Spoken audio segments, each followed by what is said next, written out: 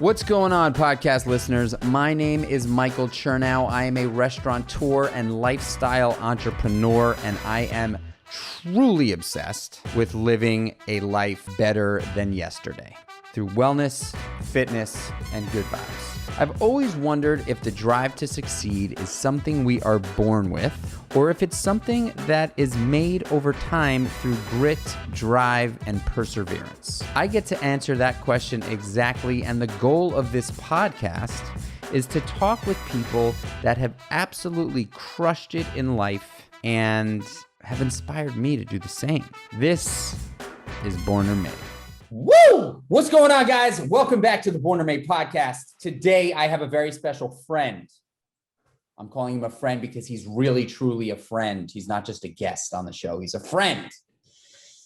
My really good friend, Adam Moskowitz.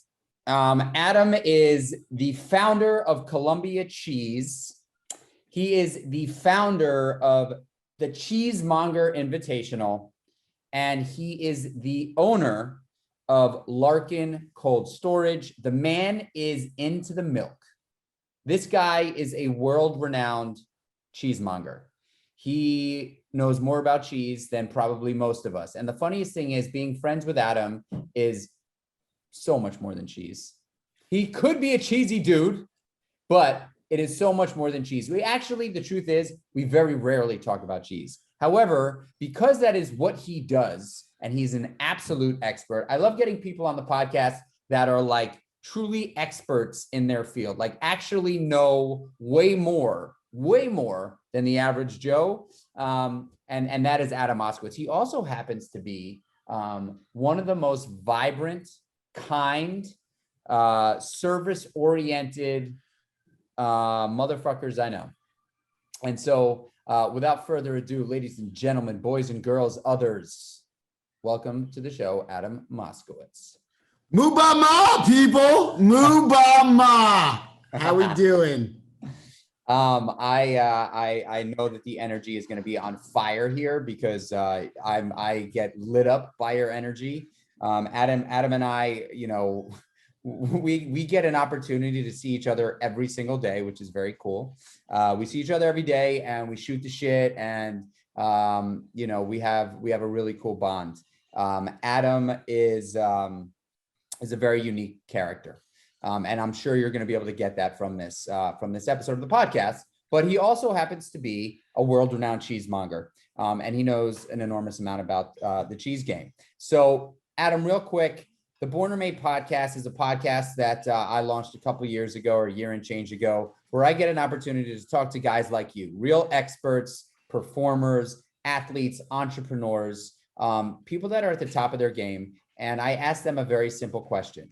Do you believe you were born with an inherent ability to do what you do today? Or do you think you were made over time through grit, grind, and hustle? And I like to get to the answer to that question by hearing your story from as early as you can remember. And I'll stop you along the way and sort of ask you why you potentially did that certain thing. But I'm confused by your question. Because you asked me if I was born by it, but then you asked me grit, grind, and hustle. And aren't you either born or not born with grit, grind, and hustle?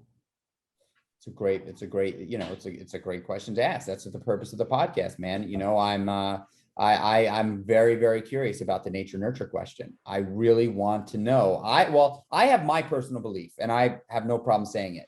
I do believe that every single person is born with a specific skill set or talent. The journey in life is to try to find out what that skill set or talent is as quick as humanly possible and capitalize on it. That's what I believe. A lot of people walk through life and they actually don't feel like they have a purpose. And the purpose of this podcast is to give those people some inspiration to say, hey, you actually do have a purpose, without a doubt. You just haven't looked hard enough. So the more guests I get on the show that tell these awesome stories, I think inspire people to start digging a little bit more. You know, the journey in life is really, it's a big fucking dig. And so grab a shovel, everybody. Grab a shovel. Let's start digging. So Adam, Give it to us, homie. I want to hear your story. I really do. I want to hear from the beginning, from as early as you can remember, and then we'll take it from there. So go. Let's hear it. Well, I mean, first and foremost, I do believe that everybody is actually an artist. We're all artists, and it's whether we nurture it or not. And I do think some people are born with a natural drive and some aren't. It's fascinating to wonder where that happened. Me, I've been working since I can remember, right? So when I was able to be a babysitter, I was a babysitter. When I was able to like have a lemonade stand, I had a lemonade stand. When I was able to do a paper route, I did a paper route. I was a stock boy at the Penny Pantry at 12. I was a busboy at the Manalapan Diner at 14. I was a good humor ice cream truck driver when I was 17. When Can I I went to stop you real college- quick? Before you continue, because that's all shit that I want to talk about. Why? Can you put a finger on why you had the ambition to want to be a stock boy at the penny pincher and a bus boy at the diner and sell lemonade? My mom made me do it. Is that right? My mom made me do it. She felt that a work ethic was an essential part of being a human being, and really wanted to make sure that I developed a work ethic. And then I also wanted freedom, and money to me meant freedom. And so I wanted money so I could have freedom, so I could buy stuff that I wanted to buy and have stuff that I wanted to have. Do you remember being in your first job? I remember being in my first job, actually, but do you remember being in your first job and thinking, or potentially not like legitimate job, but like selling lemonade? Like, do you remember feeling really good? Was there like a moment there that you can recall that you were like, this is what I'm gonna do. This makes me feel good. For me, it was like, this is easy. Like, that's what I remember is how easy it was for me to ask people to give me their money.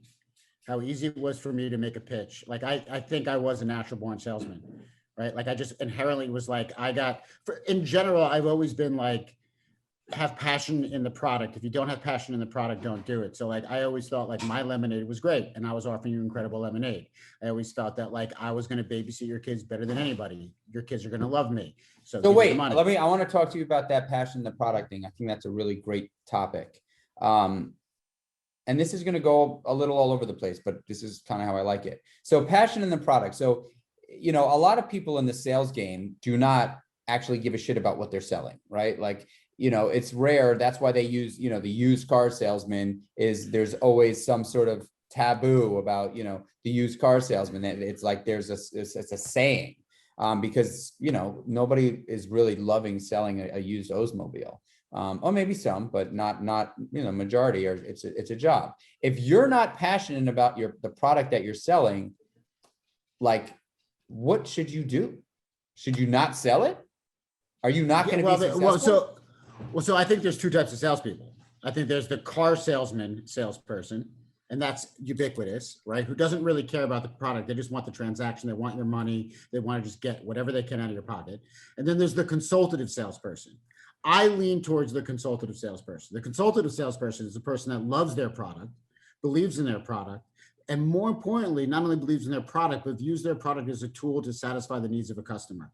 It's important to understand what that customer wants, what that customer needs, doing a thorough analysis of what value you could bring to their equation. And if your product fits that equation, then it's an opportunity to do a consultative sale. But also, if it doesn't, you then pause and you say, you know what, this isn't right. We don't have to do business. So is this a systemized thing for you, or are you literally off the cuff most of the time? What do you mean? Do you have a sales system that you sort of stick to, some sort of a rhythm? Very simple. High gain questions, economy of words. So I'm a consultative salesperson, and it's a matter of high gain questions and economy of words. For a minute, we shoot the shit. We see if we're warm and fuzzy with each other, and then it goes down to high gain questions. Talk to me about high gain questions. I'll speak about it as it relates to cheese. High gain questions. A cheesemonger that to me is like a car salesman is a cheesemonger that will go, "What's your favorite cheese?" Whereas a consultative salesperson will say things like, "Do you prefer cow, sheep, or goat milk?" Is there a specific country that you care about? Is there a certain flavor profile that you're looking for? Or do you really like a lot of salt or a little bit of salt? The high gain questions is all about, like, with each question, you're narrowing the tool set that you have to sell them so you could get to the perfect sale. And the economy of words is important because that's a real-time calibration to make sure each of you are on the same page. For, again, in the scope of cheese, you know, the word creamy, everybody likes to use the word creamy, but not everything in the case would be creamy. So it's a matter of discerning what creamy is and then potentially feeding them a vocabulary beyond creamy. So if this is creamy, well, then maybe this cheese is fudgy and maybe this cheese is custardy.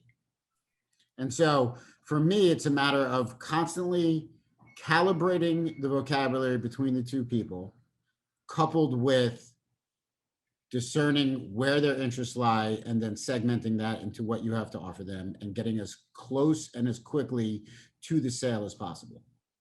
Wow.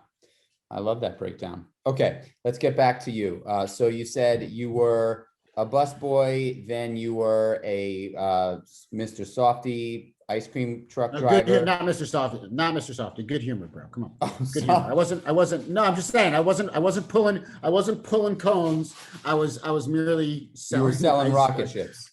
I was selling rocket pops and the whatnot. And then I went to college, and in college, interestingly enough, my grandfather, who I wasn't really close with growing up, set up a fund that allowed for me to have a full ride to college. So I went to George Washington University, and oddly enough, even though I had all of my expenses paid, and even an allowance from my father, because he needed to compete with my grandfather, I was a valet guy. I was a food runner. I started my own valet company, and I also sold illicit things, as well as was a party promoter.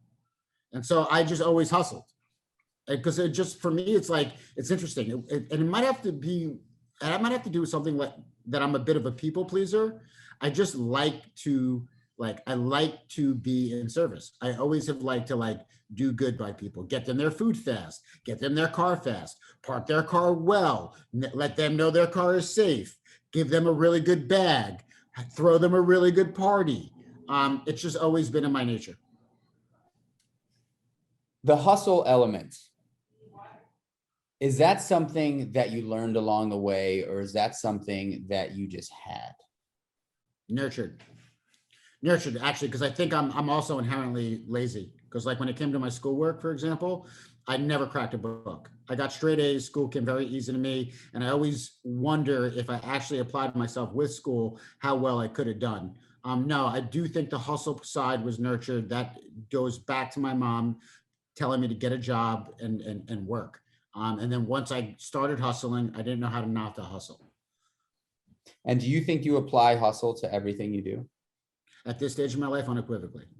Once I got out of college, I went and worked for my father at Larkin Cold Storage, the business I currently own. I saw how hard I showed up to that. It's a cold storage warehouse specializing in cheese. I showed up in a suit. My dad laughed at me and said, "Go home, put on jeans and a t-shirt and get in the warehouse." I did that for about 9 months and was like, damn, these guys work hard. This warehouse business is tough. This is not what I'm used to, because I went to some prestigious undergrad school. I was like, I'm out of here. I'm going to go into the media business. So I decided that I want to work in film. I went through my Rolodex to see who could get me into the movie business, got a job, more of an internship with a film producer. And in about 6 weeks, I figured out that to make a film, you need 3 things. You need a good idea, you need money, and you need a network. And if you've got one of those, you can make a film. If you've got 2 of those, you can make a decent film. If you got all 3, you might be going to the Academy Awards. And so I was like, I don't need to do this. Then at the time, a close friend of mine, a guy by the name of Brian Sugar, he was running jcrew.com. We talked a lot about the internet. I read this, I did some research on the internet advertising report by Mary Meeker, which showed me that internet ad sales were going to revolutionize the advertising paradigm, because before the internet, people would say, I know 50% of my advertising worked, I just don't know which 50%. And so internet advertising was going to quantify that. So I thought that was super awesome. And then my headspace was really simple. Who's the best? Who's the best? And my friend Brian said, Yahoo's the best. I said, who do you know? He said, this guy, Chris Williams. I said, get me an interview. Got me an interview. And I'll never forget this. I went to that interview and I actually told them that I did not have a computer. I told them that I applied through web TV, if you guys might remember that. And they looked at me and were like, yo, we're Yahoo.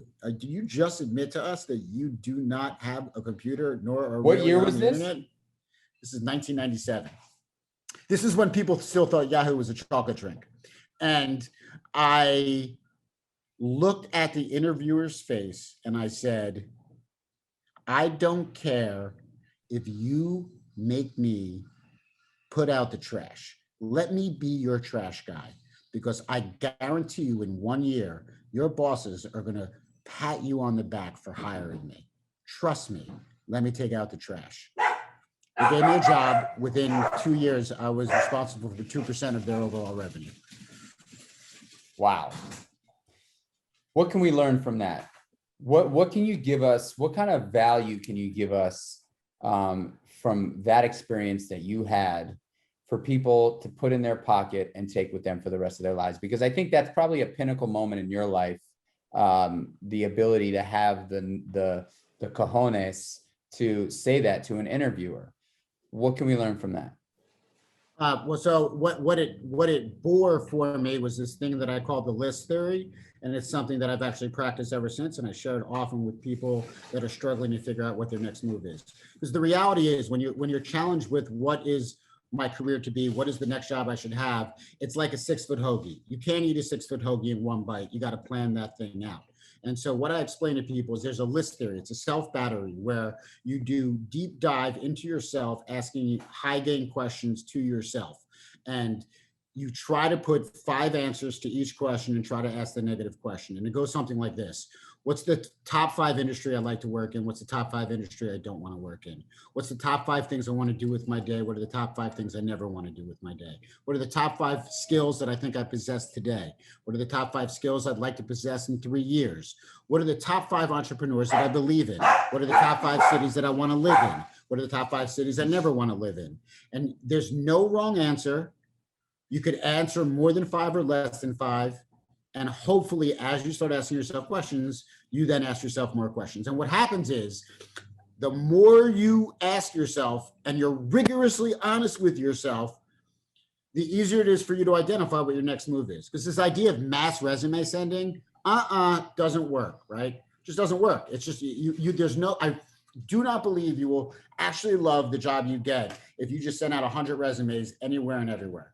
But if you do this list theory, and you actually identify, you do your homework and identify, this is the company I want to work for, and this is what I want to do there. I want to be an internet ad salesman at Yahoo. At the time, my target was Yahoo and SonicNet, which was the precursor to MTV on the internet. And so what happens is that when you get in the interview, after you do all this research, it's like you literally just tell them what I just told you. I did the homework. I did this thing called the list theory. I've done a serious self-analysis, and this is where I need to work. I have to work here. You cannot say no. I'm not trying to be rude, but give me your shoes. I'll shine your shoes. I'm staying here. Give me the job because I've done my homework. I'm meant to be here. I love the list theory. That's so smart. Do you actually use that today? Yes.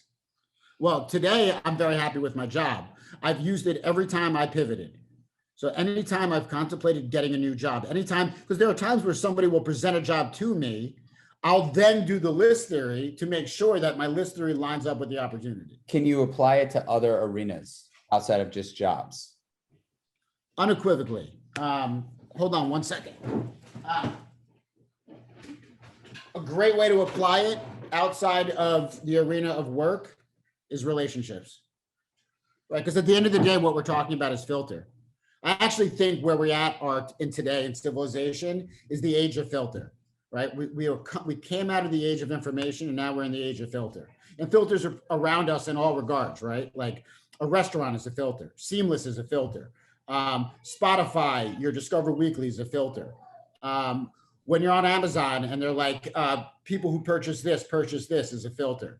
So what I'm talking about is instead of artificial intelligence, AI, I'm talking about HI, human intelligence, right? So we filter. So like for me, when it comes to relationships, if you apply this principle of the list theory to the women that you're looking to find or the man you're looking to find, and identify the things that are important to you and prioritize them as well, what it affords you to do is when you're not wasting time, right? When you're talking to somebody, if you decide that hair color matters to you, if you decide that being passionate about work matters to you, if you ask yourself a high-gain question about kids, how many kids, cities willing to live in, if you identify that these matter to you when you're then interacting with a member of a potential partner, if you're not ticking off boxes, it's so easy to be like, well, thank you very much, have a good night. I knew this conversation was going to go in many different directions because I also want to talk about cheese. I want to also learn how you got into cheese because I know that you said your father owned the Larkin Cold Storage Company. So I assume somehow, some way, you got sick and tired of the internet ads business and ended up back at your father's facility. Yes? So left Yahoo after 4 years. Yeah, so I made my first million at 23. I lost that million at 25. The internet bubble bursted. I moved into the East Village and became a DJ, which was code for I lived from PM to AM and had a really good time. Then I did the list theory and decided that I wanted to go work in traditional media, which then became music, which then became Z100. So I went and got a job as a radio salesperson at Z100 because I was really into this idea. I wanted to teach Clear Channel how to, I coined this word polymedia, and I wanted to develop integrated media marketing strategies. And I thought Clear Channel would be a great place to do that. I got there and discovered that all of the people were car salesmen. There was no consultative sales. It was like, just grab the money, sell them to 15 seconds. And I couldn't handle it. And so from there, a friend of mine offered me a job at iFilm, which was a precursor to YouTube, which was a broadband media, internet media company. And I thought that would be a really good opportunity because I had done a lot of the ROI-based, high volume, big, quantifiable marketing media strategies at Yahoo. I wanted to go more to the brand side. So I went and worked at iFilm. While I was at iFilm, a friend of mine brought a piece of technology to me and showed it to me. He didn't really know what it was, but somebody presented it to him. He showed it to me and I was like, bing, we're going to revolutionize the bookmark paradigm. Because I had realized that the bookmark was an antiquated solution to managing the content you find on the internet, right? The pages with the depth and breadth and a lot like all over the place. And this platform that we had, we called the clip marks, allowed you to clip and collect content from various websites into one specific place that is your own and create a folksonomy against it. And I thought it was $1 billion idea. My friend was like, wow, I didn't really see that. And I was like, yeah, let's go. So we started building that out. And so that's what I did after iFilm. We raised a bunch of money. But my partner at the time was a big green and I was big go-getter. And we just kept butting heads. I was ready, like I had Zip Davis ready to do a big deal with us. He didn't want to do the deal. And I just kind of took it as like, you know what, we're not on the same page. Long story short, what you see as Pinterest today is what we were doing back in 2001. So it was in fact $1 billion idea. I left that to start, I decided to become a rapper. While we were working on clip marks, I started rapping. So I kept rhyming everywhere I went. And so a guy brought me into the studio. So I decided to work on rapping. So at the age of 30, I decided to start my rap career. Sold the rest of my Yahoo stock and spent 18 months working on music, code for having a really good time. While I was working on my rap album, I did the first level of performance venues here in New York, you know, like your Pianos and Mercury Lounges. And I was also studying acting with a guy named Bill Esper. And my plan was to jump to LA and try to make an entertainment. My grandfather passed away. So my grandfather was one of the first men to import cheese in the United States. He was a butter and egg distributor in downtown Manhattan, thus in the dairy business, thus imports, but not the high-end stuff, more of the like government issued cheese. My father went into his business, and my father was a bit of a pioneer in the artisan cheese world, or like what was like Jarlsberg at one time was like the gourmet shit, you know what I mean? Mm-hmm. Which it isn't today, but it was at one time, right? Boursin was the gourmet shit at one point, not today, but whatever. So my father actually got kicked out of my grandfather's business without going into too much detail. My dad's a bit of a troublemaker. And so he launched Larkin in 1978. So I kind of grew up going to Larkin. Anyway, while I was performing as a rapper, I was at CBGB's gallery and my dad showed up. And it was crazy because my dad really didn't talk to me when I went, because I worked for him right out of college. Then I went to go work and do the things I just told you about. So he kind of had some animosity towards me. But then when I started doing the rap thing, he started showing up at my venues. And it was crazy because this dude's a hermit. He don't fucking leave his house. But he kept showing up. He lives out Long Island, driving into the city. It's crazy. And at CBGB's gallery, I asked him one night, I'm like, why are you here? Because like my music was all about sex, drugs, and rock and roll. And he was like, you think I see a poet, right? And I'm like, yeah. He's like, nah, I see an entrepreneur. And I said, huh? He said, yeah. Last year you said you wanted to be a rapper. Now here you are. You've got a physical product to sell and you're on stage promoting it and trying to sell your record. You're an entrepreneur. I never knew that you could do that. And I was like, holy shit, can my dad be my mentor? Wow. Because up until that time, what I've noticed in the corporate world is they want to put you in a box. Or they call it a cubicle. But they put you in a box, and then you can only stay in that box, right? If you're in sales, you got to be in sales. You want to do marketing? Nope. You want to do promotions? Nope. You want to do product development? Nope. Your job is sell, sell, sell, sell, sell. And that's not my vibe. My vibe, like this conversation, is I like to go in different directions. And so I was like, holy shit, my dad could be my mentor. Problem was, he was selling Larkin because he wanted to get out. So that wasn't even an opportunity for me. So I was like, then all of a sudden my grandfather died. So I was like, you know what, fucking, I'm going to LA. And my dad was like, please don't leave yet. I can't lose you and him at the same time. And so he asked me to stay. And I was like, well, I'm out of money. And he was like, well, why don't you do some marketing for this project that I'm doing, some online marketing. So I did. And I went on a business trip with him to Valencia, Spain, because my dad was one of the first men to import Serrano ham into the United States. And I was on that trip and I was hanging out with people that were my age and were passionate about food. And we're talking about food and we're walking around with a moleskin, asking high-gain questions about food. And we're using this language, this economy of words that was blowing my mind. And I was like, holy shit, I should be in the food business. Because that was the thing, Michael. When I made that million at Yahoo, it affected me differently than my colleagues. My colleagues bought Porsches and went to the Hamptons. I bought records and art and went to the Nuyorican Poets Cafe. And so for me, the financial freedom bore passion and creativity. I wasn't really motivated by monetary.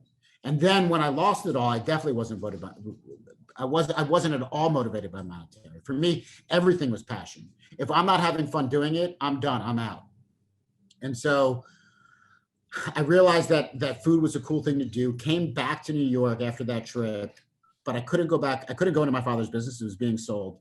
And I got a job as a cheesemonger in the Essex food market at Formaggio Essex. So I basically went from a 6-figure income guy in the internet to a $13 an hour guy in the cheese shop because I wanted to learn about cheese. Because at that time, I didn't even like blue cheese. Ugh, blue cheese? Ugh, tastes like grandma's couch. No way. You know, I didn't even like brie. Like, ew, brie, really? And do you eat the diaper, the rind? I called it a diaper. Actually, my wife calls it the diaper. I love the rind. I love the rind. I love the rind. Well, it depends on which rind, but yes, the edible rinds. The edible rinds. Well. The edible rinds. There's some people that like to eat like the natural rinds because like there's some people that eat things because they think it makes them cool and they're like, look at me, I eat things that are ridiculous. That's not me. You know, no, I've never eaten Carzu Marzu. I've never eaten the cheese with maggots in it. Nope, never have, never will. Zero desire to eat a cheese with maggots in it. Zero, not into it. Anyway. I didn't even know that there was a cheese with maggots in it.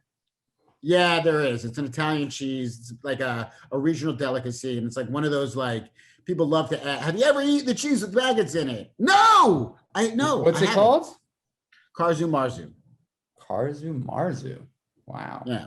I bet you Andrew Zimmern's eaten it. Guaranteed. Guaranteed.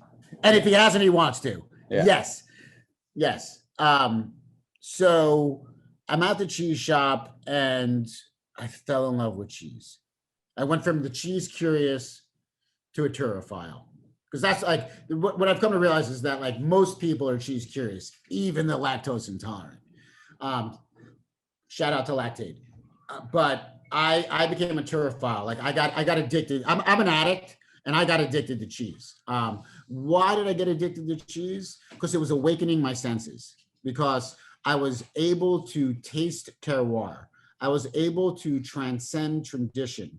I was able to trick my limbic system and be transported to memories I didn't realize still existed inside my head.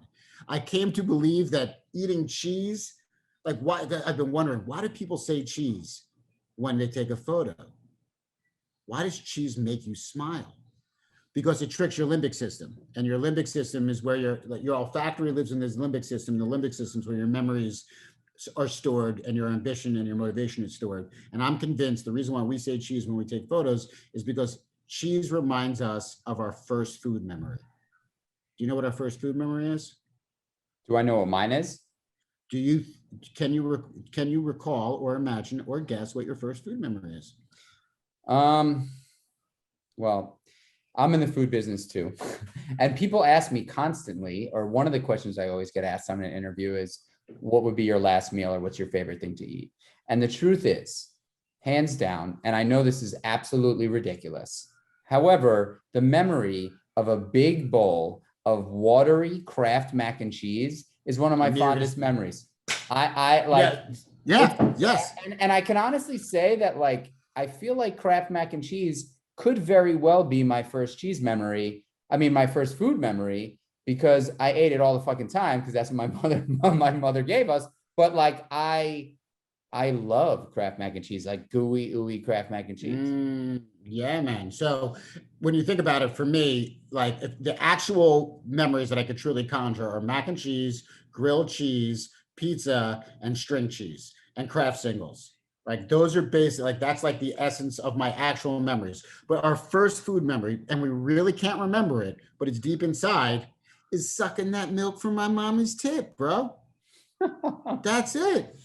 The first food memory is fucking being suckled at your mother's bosom, which is why I think inherently people love cheese and it makes you smile. But I digress. Back to, I was working at Formaggio Essex and I was learning cheese. And while I was learning cheese, I was selling cheese. And as a salesperson, it became the most gratifying sales experience I've ever had in my life. Because when you're at like Yahoo and you're in the media business, it's a long deal cycle, right? A long deal cycle. Whereas at the cheese counter, it's a micro minute, right? You got to size them up. You got to speak their language. You got to use I was using the high gain questions and economy words concept, but in real time, and taking people on a journey with food and ideally getting them to buy things they might not even realize they liked, right? Because for example, someone says, I like manchego. And that to me in the economy of words means awesome. They like sheep cheese. They like an aged hard cheese. They like cheese from Spain. And so there are 3 different avenues I can now go. Where else is there sheep cheese? Pecorino. People are like, wait a second, Pecorino and Manchego? Totally. And then they're like, Pecorino Romano? And you're like, no, that's the pedestrian Pecorino. Italy has all sorts of Pecorino. So that was a very satisfying job. And I just loved it. I wouldn't leave. I worked 6 days a week. And then I would take cheese everywhere I went. I'd go to bars and I'd just drop a hunk of cheese down. And all of a sudden people would just hang out with me. It was like shit. It was like flies to shit. And then 6 months into that, my father came to me and said, the guy that was going to buy my business, the deal fell through. Would you like to take over Larkin? And I was like, I will happily take over Larkin under one condition. He goes, what's that? I go, you can no longer come to Larkin. and he agreed. And that was 2007. And in 2008, we launched a sister company called Eurolarkin, which is my French subsidiary. In 2009, we launched Columbia Cheese, which is basically, so Larkin Cold Storage, my warehouse is 2 units, International Transport and Warehouse Services. International Transport, I'm a consolidator. I actually, like, the easiest way to describe it is like you buy a 1/4 pound of weed and then sell it off in eighths. I get a container and then I stuff like 5 different importers' cheese into my container. And so I handle the imports for about 30 different importers around the United States. In France, mostly French exporters, but we receive from all over the EU and Switzerland. And then my warehouse is a vendor-based warehouse where a company that wants to sell nationally uses my warehouse as their hub to then push out across the country, because for whatever reason, my warehouse is a place where everybody in the food business, specifically the cheese business, but the food business, in the high-end business, especially business, comes to my building on a regular basis. And so then my thought process was, if we're helping people build their national business, why shouldn't I start my own business and build a national business? And that was the offset of Columbia Cheese, where I wanted to find best in class, high end, snackable. I've never tasted that before. And it's fucking amazing cheese. Things you've never heard of. And that was my shtick. I wanted to build business on one cheese at a time. And that's the onset of Columbia Cheese. And then Cheesemonger Invitational was born out of, there's a thing called the Fancy Food Show, which is this like biannual food show that costs a fortune to exhibit at. I was dropping like 40 grand a week just to exhibit there. And I didn't really feel like I was getting a bang for my buck. And coming from the internet, I want ROI. I want a return on my investment. So I was like, I'm gonna throw a party in my warehouse because I'm also a little bit of a DJ, a little bit of a party promoter. And so can you hear me? Yeah, loud and clear. And so I went to my father. I was like, "Yo, I'm gonna throw a party in my warehouse during Fancy Food Show." And he said, "What? You're fucking crazy. We're a U.S. Customs container freight station. You can't throw a party in my warehouse." And I said, "Did I say party? Nah, I don't mean party. I mean a cheesemonger competition. I'm going to invite some of the best cheesemongers from around the country, and I'm going to create a cheese Olympics." My dad goes, "That's a really good idea." And the first year, we had like 400 people there, all industry, and the cheesemongers were coming up to me, not even participants, just viewers were coming up to me, glazed over, and were like, "Thank you. Thank you for shining the light on what we do." Because up until that moment, the cheese maker was the rock star. But I kind of saw the cheesemonger as the rock star. I kind of viewed the cheese case as a bag of records and the cheesemonger as the DJ. And if you get the DJ to play your record, I mean your cheese, then you could build a business. And I felt that in the supply chain, the last stop before the mouth was the cheesemonger. So you could have a great cheesemaker and you could have a dope fucking distributor. But if the cheesemonger fucks up, doesn't face the cheese, doesn't care for the cheese, doesn't tell the cheese's story, because that cheese doesn't have a mouth, the cheese is dead. Tell me something, man. So, I mean, you have one of the most interesting stories of all fucking time. This is legendary. I did not expect to get this from you, and I'm so happy that we put this together because you went from a good humor ice cream truck driver to a high-level executive at a massive media company to a fucking $13 an hour cheesemonger to the owner of a storage facility for high quality, high specialty food products.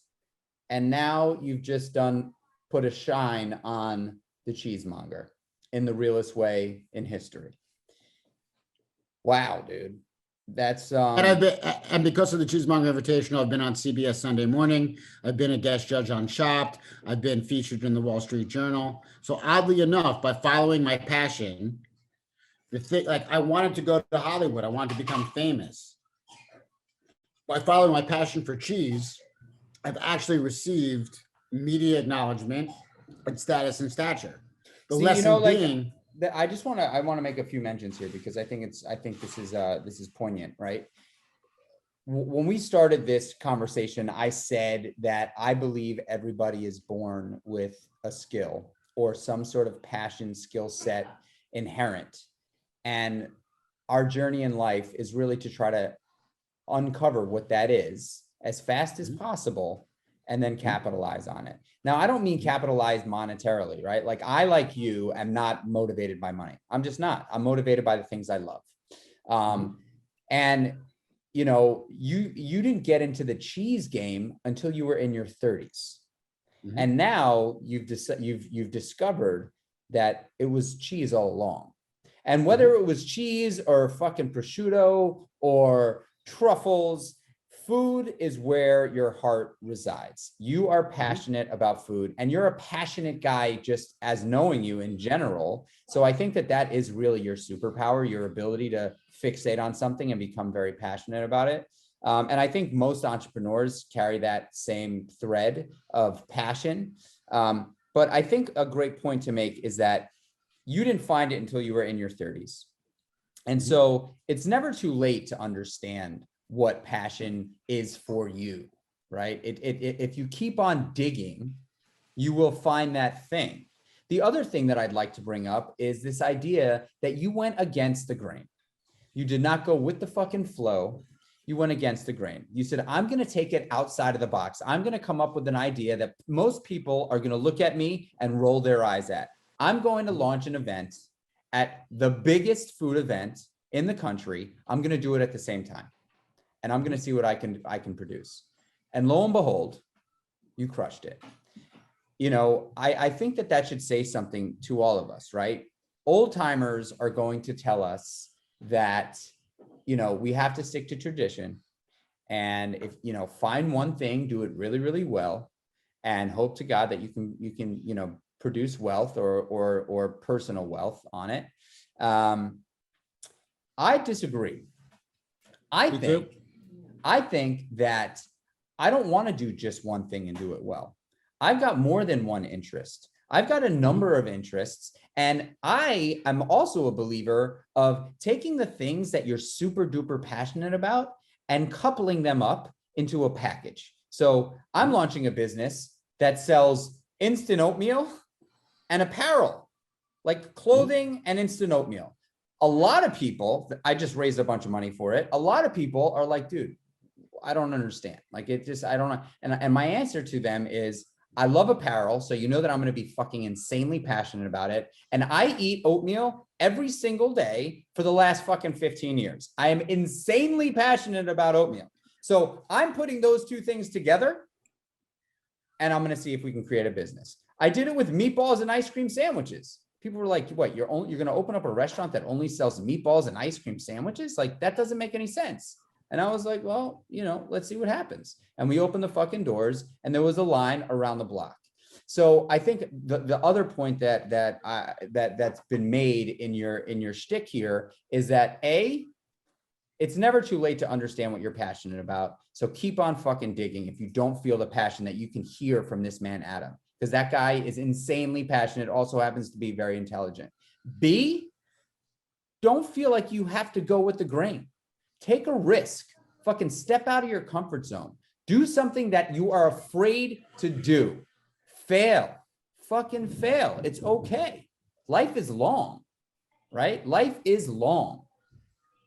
So I appreciate that, man. Couple things. One, I think my superpower is meaningful connections. So like, I do think my skill.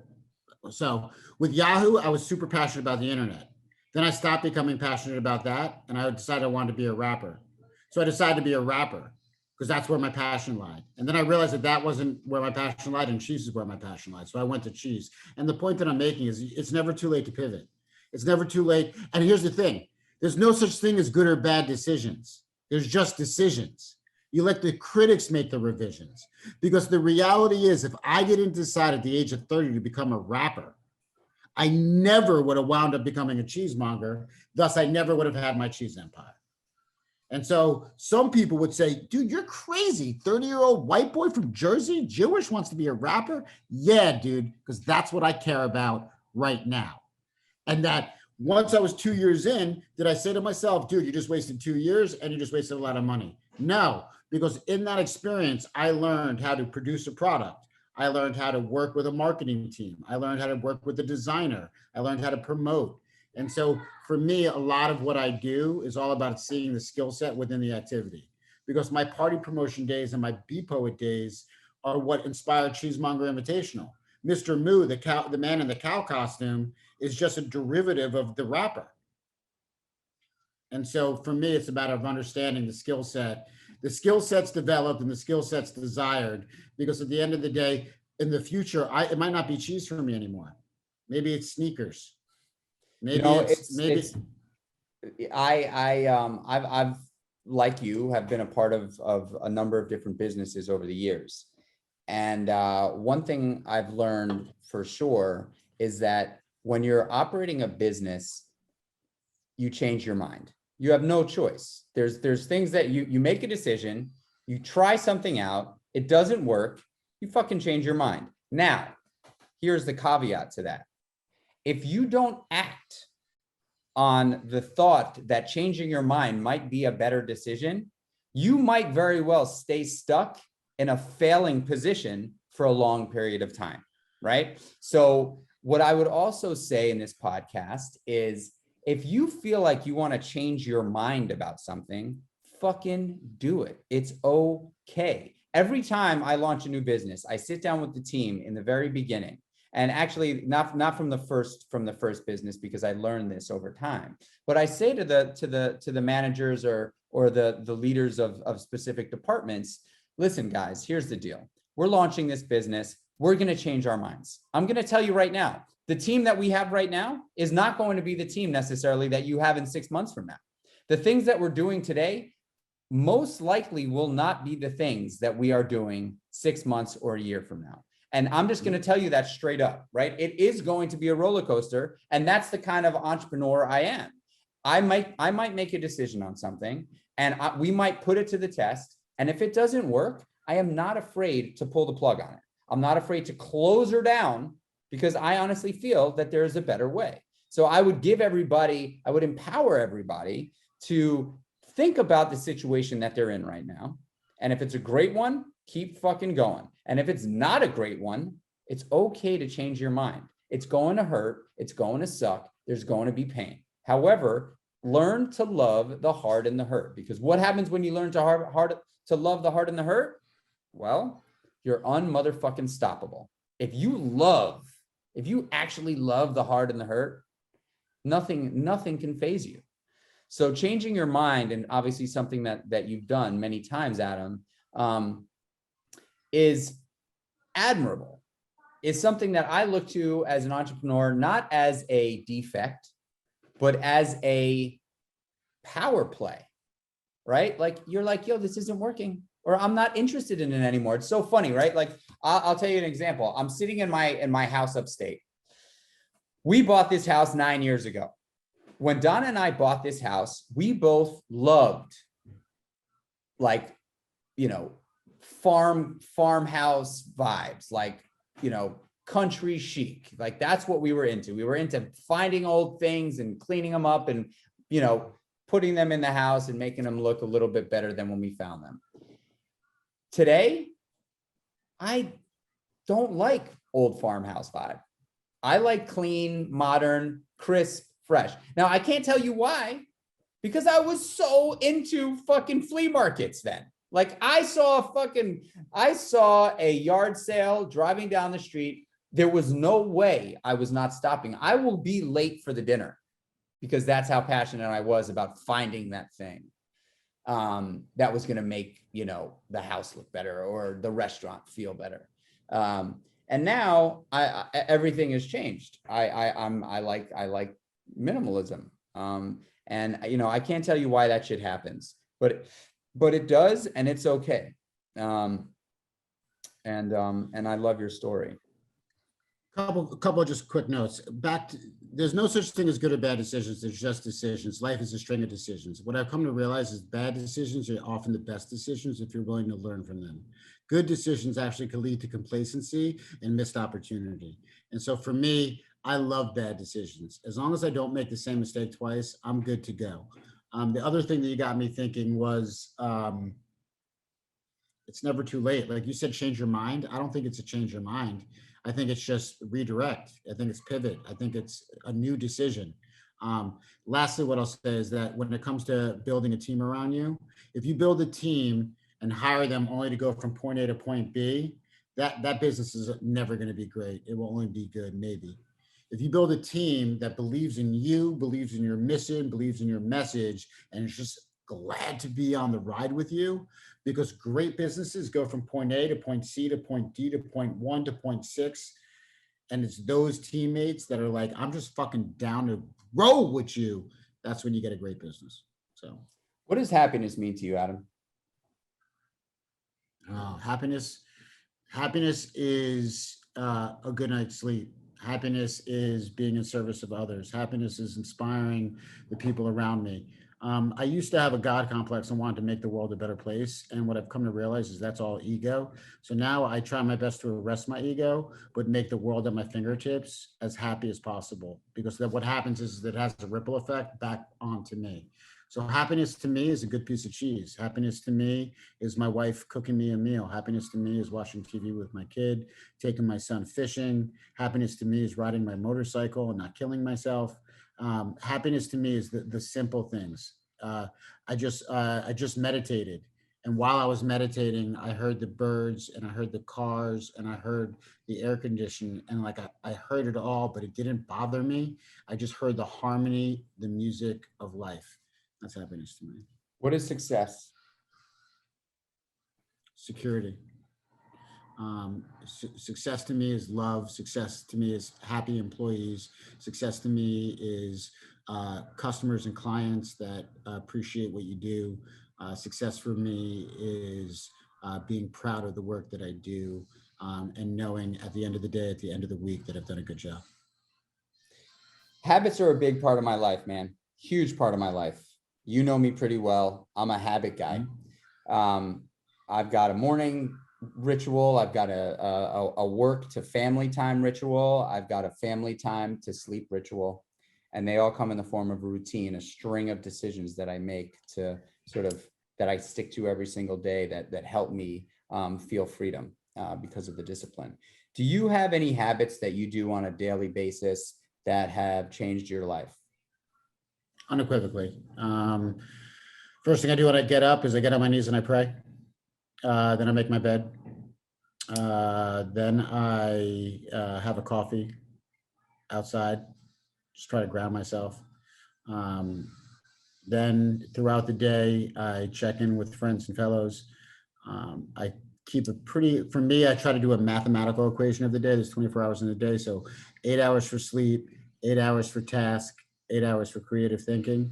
I don't get those numbers every day, but that's the goal.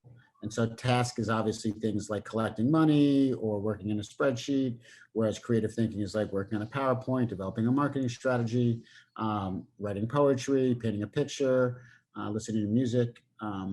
I applaud you. You inspire me as it relates to your early morning routine, and you inspire me as it relates to your exercise regime. I'm a little bit looser in that regard, but yeah, I mean, my routine, I believe a lot in circadian rhythm. So for me, it's a matter of getting up at the same time, going to bed at the same time, trying to eat at the same time, and trying to, it's gonna sound weird, but I want my day to be a Groundhog Day. I'm trying to like each day do the same day, but just a little bit better. But I view each day as 24 hours to do the best I can. And some days I do well and some days I don't, but I also don't get caught up in it. I've learned how to let go and just turn it over. Are there any books that you've read that have been monumental throughout your life? Unequivocally. One would be The Four Agreements, which is a spirituality book. One would be The Power of Now by Eckhart Tolle. One would be Good to Great by Jim Collins. Jim Collins, right. One would be Losing My Virginity by Richard Branson. One would be, pardon this, but like the greatest book I've ever read, The Big Book of Alcoholics Anonymous. Copy that. What else have I read that I like? Yeah, I mean, those are like in terms of practical books, like those are the books. I like reading those. So like, Confederacy of Dunces is a book I fucking love. Catcher in the Rye is something I go back to often. The Illustrated Man was a book that I'll never forget and I'll always appreciate. But the books that I like, I actually hand out, like the Four Agreements is a book that I buy in bulk and give to people. The same with the Alcoholics Anonymous book. I actually I've got mini Alcoholics Anonymous books and I give them out to people. So just side note for everybody, both Adam and I are sober guys. We've been sober for some time, and we've developed an awesome bond because of that. Not putting in a plug for Alcoholics Anonymous here, but that is something that we share as a bond. And he loves the Big Book. I love spirituality. I love solutions to better living. I love designs for living. I love having a deeper connection with a higher power. I love being taught how to recognize my mistakes and owning them. I love being taught how to pray and meditate.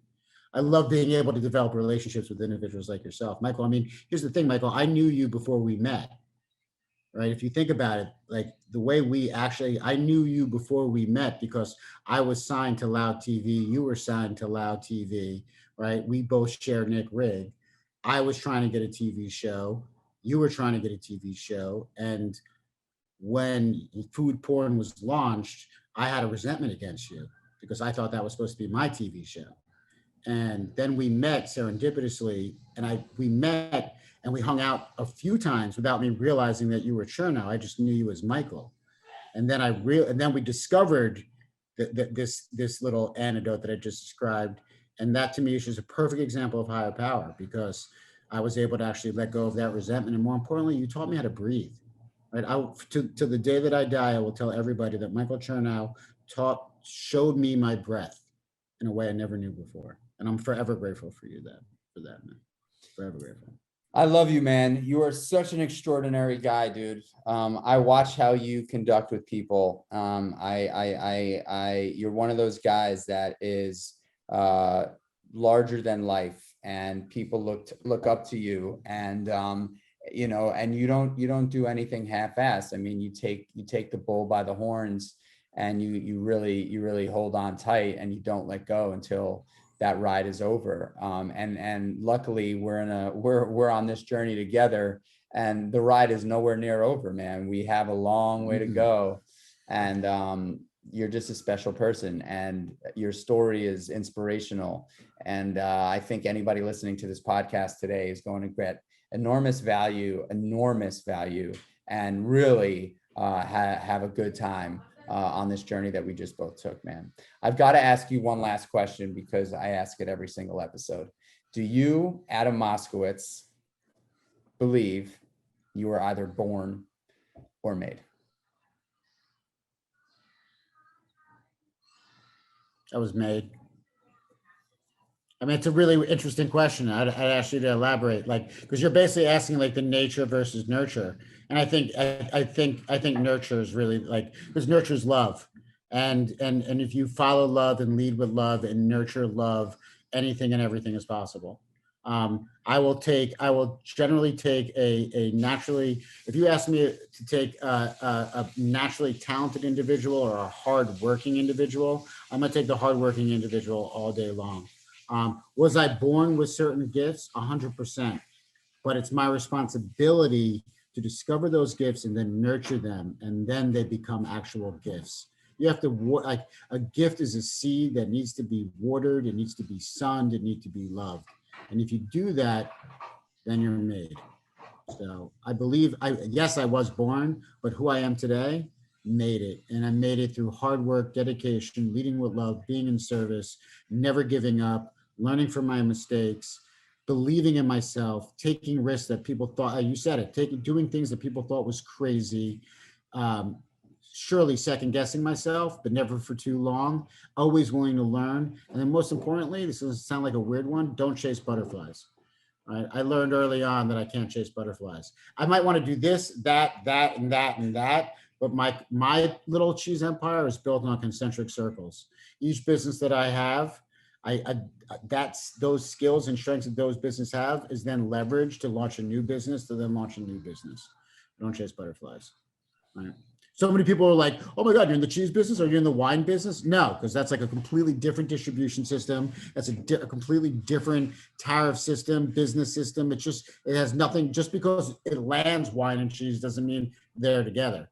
What's more interesting is me going into the cheese knives business, the cheese plate business, the grated cheese business. You know what I mean? Anyway, I love you, dude. I love you too, man. And I know I said that was going to be the last question. And I don't know, maybe my post editor is going to put this before that last question. Who knows what he does? But I do also think that it's important that I ask you this because you're a fucking expert and people want to know. What's my favorite cheese? No, You know what? I was going to ask you that, but I'm not going to ask you that. Don't. I'm going to ask what did you call it? A high growth question? High gain question. What region is your favorite cheese? What is your favorite cheese region and why? Great question.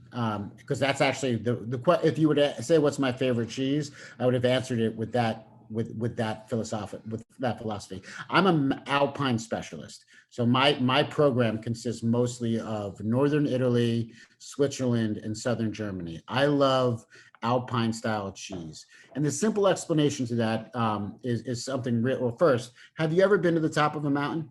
Yes. How did that make you feel? Awesome. How do you think the cows feel then, bro?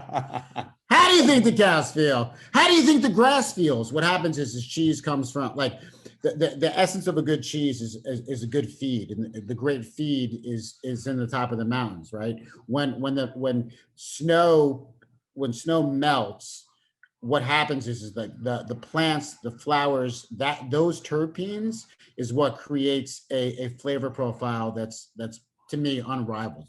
So those cows living a good life, eating that great grass and flowers, develop an incredible milk, and that incredible milk with great cheesemakers makes a great cheese. So I love Alpine style cheese. So that's the answer. So, like, Gruyere is my, like, if I was like, what's my desert island cheese? Gruyere. But my favorite cheese is a cheese called Hallerhacker, which is made by a former Appenzeller producer. So it's kind of like Appenzell, but just way more harmonious, round, balanced, and multi-note. So that's my gig, man. Mountain style cheese. And then, like, for the Northern Italy side, like, if you've heard of Taleggio is a soft ripened wash rind cheese that comes from, like, Lake Como. And that just is like basically like a cheese milkshake in your mouth, right? It's just like spongy, funky, lactic, meltable fantasticness. Dude, I love you, man. I really love you. You're really a special dude, man. You're a special dude in my life, and you're just a special dude in general. You're a ball of Same. Stop it. You're a special dude. You're a special dude. I love putting your meatballs in my mouth. I love the fact that you and me are about the same height, and you walk around with a serenity on your face that is just, it's like, it's calming. Your presence is calming. Yet you go to your Instagram and you're like, dude, I will never have a six pack like you, ever. I could dream it all I want. I could have passion all I want. Can't happen. I just can't. I eat too much cheese. Dude, you're a physical specimen, yet you walk around with humility. Like, a guy with your body, usually, I'm from New Jersey, walks around like, you have no idea how big my muscles are under my shirt. No, dude, no, not you, Mike. You're just like chill and smiley and warm. And yet, like, you're a fucking Muay Thai fighter. You could beat the shit out of probably anybody. And you're like the strongest man I know. So you, my friend, are a gift to me. And if I have an impact on you, just know that you have an impact on me. And you being in my life, bro, me being able to call you my friend, that's success to me. That's happiness. To have people like you in my life that I know care about me, that's success, bro. If that's what I've made my life to be, then yeah, man. That's all I could ask for. I love you, brother. Thank you for taking the time. I really appreciate it. This podcast is going to fucking crush. It's going to crush. Where can people follow along on your journey? At the Cheesemonger Invitational on Instagram, or at Adam J. Moskowitz. Adam J. Moskowitz is more my life, my kids, and cheese. Cheesemonger Invitational is more like, if you want to learn about really good cheese, that's the place to go. You're the best, brother. Or Google me, or just Google me. Google Adam Moskowitz cheese. You'll learn all about me. I'm cheese famous. Cheese motherfucking famous, y'all. Famous, yeah. Yo, I was in that hip hop business, and they said go get that cheddar, so I went and got that cheddar. Oh my God. All right, dude. You're the best. Have a great day, guys. Fucking share this podcast with your friends and family. This is a good one. Thanks, Boo homie. Baba. Peace. Laters.